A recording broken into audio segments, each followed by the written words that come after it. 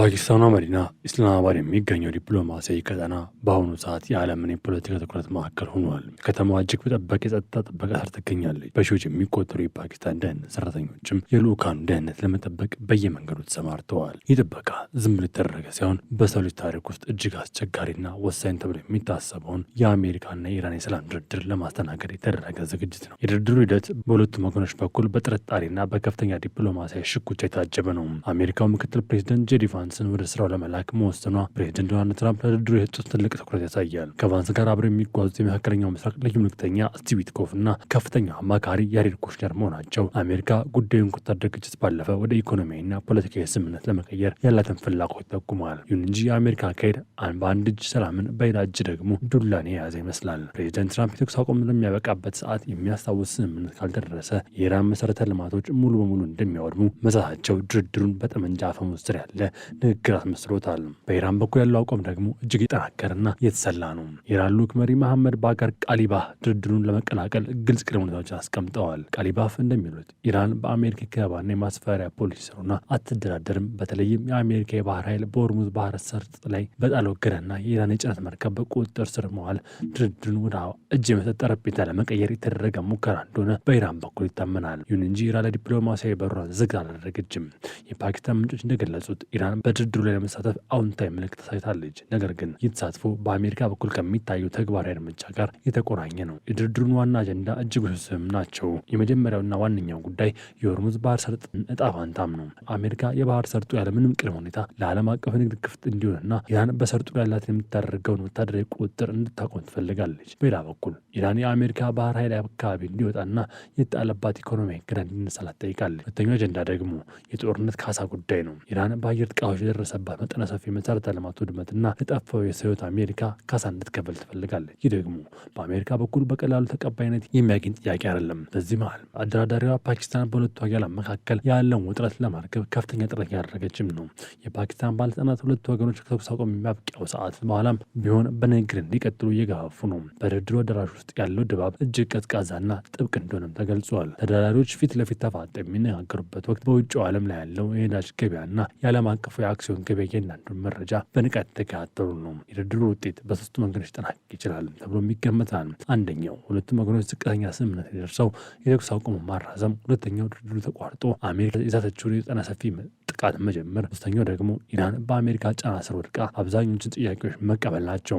ሆኖም የኢራን ባለስልጣናት መሸነፍን አንቀበልም የሚል መፈክር እያሰሙ ነው። ሶስተኛው አማራጭ የማይታሰብ እንዲሆን አድርጎታል። የሰማያዊ ቀውስና የሆስፒታሎች ጥቃት ድርድሩን በዝግ በሮች ውስጥ የሚካሄድበት በዚህ ወቅት በኢራን የሚገኙ ጤና ተቋማት በአሜሪካና እስራኤል የአየር ጥቃት ከፍተኛ ጉዳት እየደረሰባቸው መሆኑን የሚገልጹ ዘገባዎች ወጥተዋል። በቡሻህር ግዛት የሚገኘው የፋርስ ባህረ ሰላጤ ሆስፒታል ጥቃት ሲሰነዘረበት ዘይነብ የተባለች ህጻን በተወለደችበት ዕለት ከጽኑ ህሙማን ክፍል በአምቡላንስ ለማውጣት ተገዳለች። በወቅቱ ነርሶች ሌሎች ጨቅላ ህጻናት በቅርጫት ጭነው ወደ ሰላማዊ ቦታ ሲያሸሹ የሚያሳይ ልብ የሚነካ ምስልም ይፋ ሆኗል።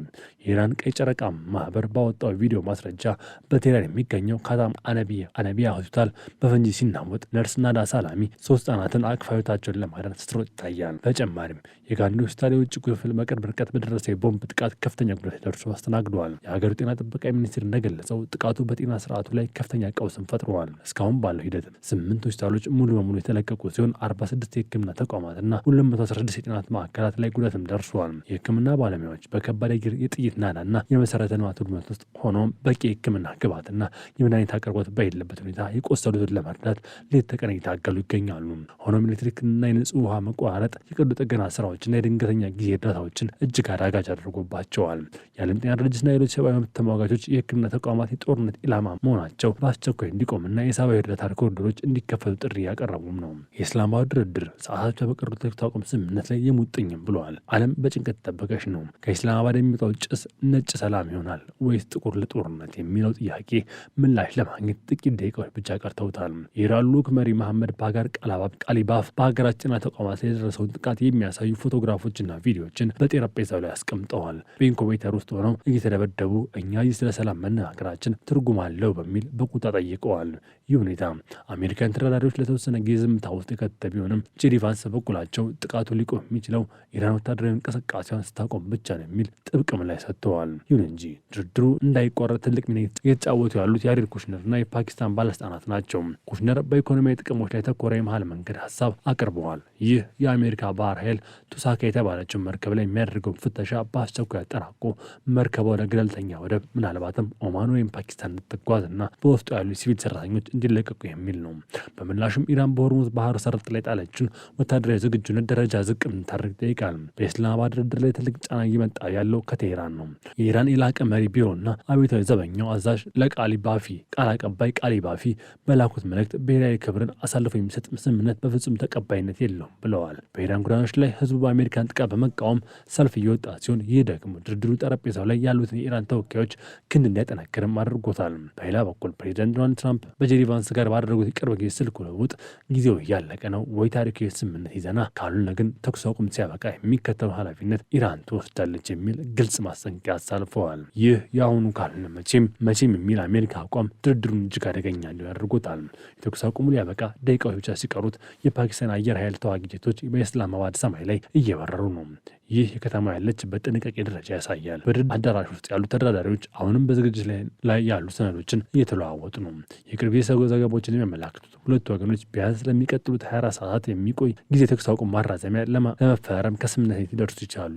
ይህ ማራዘሚያ ካልተሳካ ለሰብአዊ እርዳታዎች አቅርቦትና ተጨማሪ ዝርዝር ድርድሮች መንገድ ይከፍታል። ነገር ግን የቱሳካ መርከብ ጉዳይ ሆስፒታሎች ላይ የደረሰው ጥቃት ካሳ ሳይቋጭ ይህ ጊዜያዊ ስምምነት በአሸዋ ላይ የተገነባ የታነጸ ቤት ሆኗል። የታነጸ ቤት ሊሆን እንደሚችል ተንታኞች ስጋታቸውን እየገለጹ ነው። በኢራናውያን የሚገኙ የሕክምና ባለሙያዎች አሁንም በፍርስራሾች መሃል ሆነው የቆሰሉትን እያከሙ ነው። በኢስላማባድ ያሉ ዲፕሎማቶችን ደግሞ በቃላት ጦርነት ናቸው። የዓለም የነዳጅ ገበያ ዋጋ በከፍተኛ ሁኔታ እየተዋዠቀ ነው። ሁሉም ሰው አይኑን በኢስላማባድ ሆቴሎች አዳራሽ በር አቅንተዋል። ከአዳራሹ የሚወጣው የመጀመሪያው ሰው የሚናገረው ቃል የ21ኛውን ክፍለ ዘመን የሰላም መጀመሪያ ወይም መጠነ ሰፊ ቀጠናዊ ጦርነት መባቻም ይሆናል። ሰዓቱ 0 እየተቃረበ ነው። የሰላሙ ጭስ ነጭ ይሆን ወይስ የጦርነት ጥቁር? ዓለም ትንፋሿን ዋጥ አድርጋ የጠበቀች ነው።